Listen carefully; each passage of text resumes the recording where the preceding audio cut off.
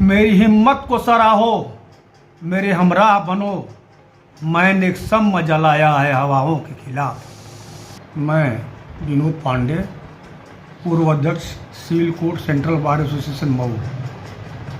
इस समय अधिवक्ता काफ़ी पीड़ा से गुजर रहा है।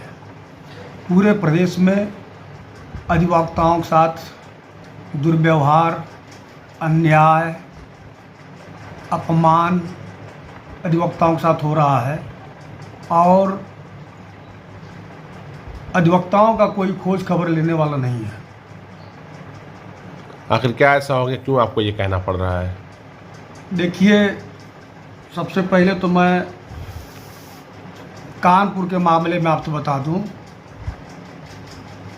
कानपुर में वहाँ के अध्यक्ष मंत्री ने जिला न्यायालय, जिला एवं सत्र न्यायाधीश का बहिष्कार किया कोर्ट का। इस पर माननीय उच्च न्यायालय को संज्ञान ले लेना चाहिए था कि आखिर क्या पीड़ा वकीलों की है कि जिला एवं सत्र न्यायालय के जिला एवं सत्र न्यायाधीश के न्यायालय का बहिष्कार हो रहा है। अगर इस पर तुरंत हाई कोर्ट माननीय उच्च न्यायालय संज्ञान ले ली होती तो शायद अदालतों का या पूरे न्यायिक कार्य से विरत होने का कोई प्रश्न ही नहीं उठता था। हमारी पीड़ा को समझिए, हमारी पीड़ा का निदान करिए। हम क्यों हड़ताल करेंगे? अधिवक्ता को कौन सा शौक पड़ा है कि वो हड़ताल करे और न्यायिक कार्य से विरत हो? उसका खुद का नुकसान है। लेकिन जब हम कहीं पीड़ित होते हैं तो हम लोकतांत्रिक तरीका हमारा है कि भाई हम अपनी आवाज़ को बताने के लिए, आपको आप तक पहुंचाने के लिए हम ये न्यायिक कार्य से विरत होने का प्रस्ताव करते हैं। माननीय उच्च न्यायालय को संवेदनशीलता, देखिए माननीय उच्च न्यायालय चाहे बार काउंसिल का मैं प्रॉपर सम्मान करता हूँ और मैं उनकी भावनाओं का सम्मान करता हूँ। लेकिन मेरी पीड़ा यह है कि अगर कानपुर का मामला उनके संज्ञान में था तो उनको तुरंत उस मामले को हल करा करके विवाद को ख़त्म कर देना चाहिए था।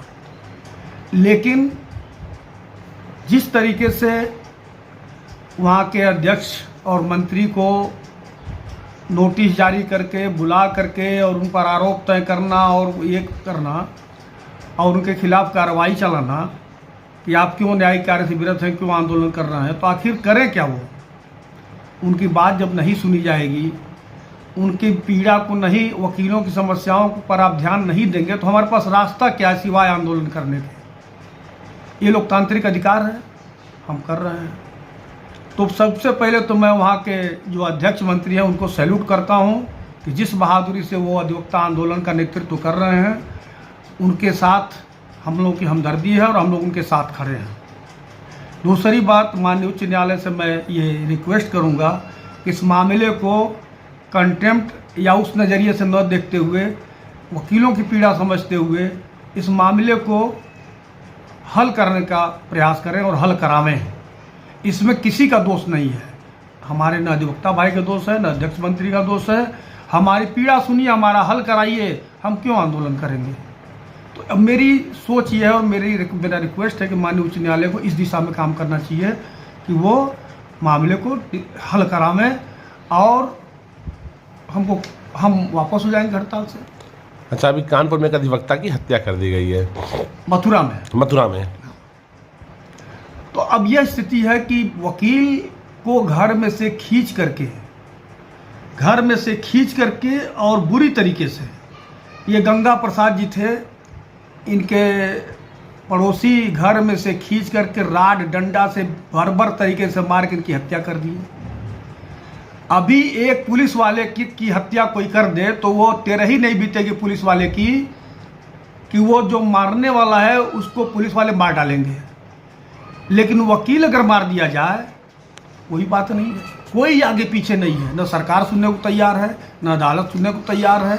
हम अपनी लड़ाई क्या करें? अब बताइए, घटना हो गई, हम क्या करें? वकील की बर्बर हत्या हो गई घर में से खींच करके, कोई इस पर संज्ञान लेने वाला नहीं है। हम अगर आंदोलन करेंगे तो हमारे खिलाफ कार्रवाई होगी।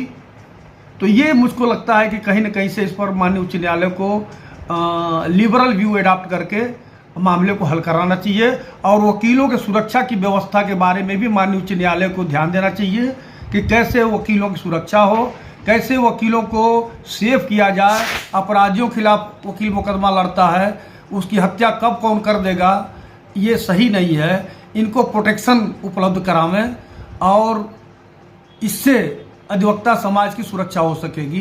देखिए, एक लेटर आया है ये बार काउंसिल की तरफ से कि जो लोग न्यायिक कार्य में, जो अधिवक्ता न्यायिक कार्य में बाधा डालते हैं, उनके बारे में रिपोर्ट करिए ताकि उनके खिलाफ कार्रवाई की जा सके। अब मान लीजिए कोई जज अगर बेईमान है, या कोई जज पक्षपात कर रहा है, या कोई जज समय से बैठ नहीं रहा है, हम परेशान हैं। अगर हम उसके अदालत का बहिष्कार कर दें या उसके खिलाफ आंदोलन करें तो क्या हम क्रिमिनल हो गए? हमारी लिस्ट भेजा कौन भेजेगा? डीएम, एसपी और डिस्ट्रिक्ट जज भेजेंगे। तो हम तो ये चारों तरफ से मारे जा रहे हैं। तो मैं बहुत व्यथित हूँ और मैं ये उम्मीद करता हूँ और अपने अधिवक्ता साथियों से भी उम्मीद करता हूँ कि कानपुर के आंदोलन के समर्थन में हमको पूरे प्रदेश में आंदोलन करना चाहिए और उनके साथ कदम से कदम मिला के रहना चाहिए।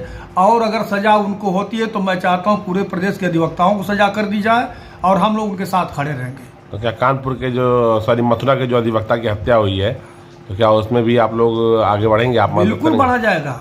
और हमको सुन लीजिए, हमको यह चिंता नहीं है कि हमको फांसी चढ़ा दिया जाएगा, चाहे हमको रोजी रोटी से बेदखल कर या अन्याय के खिलाफ हम हरदम लड़ेंगे, लड़ते रहे हैं। और मैं चाहूँगा कि हर प्रत्येक अधिवक्ता इस लड़ाई में अपनी कुर्बानी दे। और अब समय आ गया है, चुप न बैठ कर के लड़ाई लड़ने का समय आ गया है। और नेतृत्व हमारे कानपुर के जो हमारे बार के अध्यक्ष और मंत्री हैं वो नेतृत्व करेंगे, हम लोग सब उनके साथ रहेंगे।